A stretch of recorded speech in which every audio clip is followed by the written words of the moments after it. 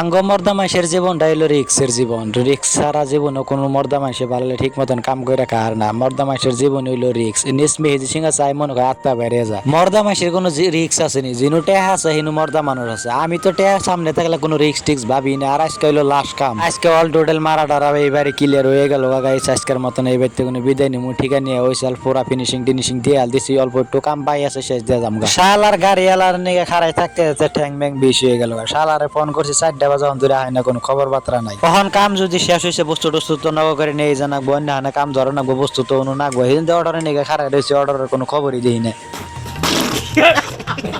Finally order I বলে অর্ডারের বস্তু টস্তু লুট টুট দিয়ে হয়ে গেল। তাও টাইপের কি মৌসুম লাগাইছে কিচ্ছা কিরম রাগ ওঠে না। ওখানে অর্ডার মর্ডার আমি চলাই যাম গা নাকি।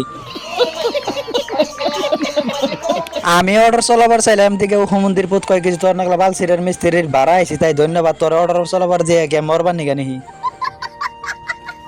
আয় বললাম সবজি দাও না, হালকা পাতলা অল্প বাজার টাজার করে নিয়ে যায় রাইতের খাওয়ার জন্য। তো না বাংলাদেশে নাই 10 টাকা করে একটা, নাই বেশি হার নাই না ওজন করে দেন নাকি। আগে যদি জানতাম নিজের কাপড় চোপড় দিয়ে নিজে বিন্দা নাকবো, তাহলে আমি মাগ্যা মাসে নিয়ে জন্ম নিতাম। হায় রে আল্লাহ, তুমি মর্দা মাসের জীবন নিয়ে কে নিয়ে জন্ম দিচ্ছ? কাপড় চোপড় ধর নাগে, রান্না বাড়ি করার নাগে। বিদেশ থাকা মানে মাগ্যা মানুষ একই কথা গাইস। আর আমার ভিডিওটা যদি গাইস আপনাকে ভালো লাগে প্লিজ একটা করে লাইক একটা করে শেয়ার করবেন। আই লাভ ইউ গাইস, সবাই ভালো থাকবেন। Bye bye guys.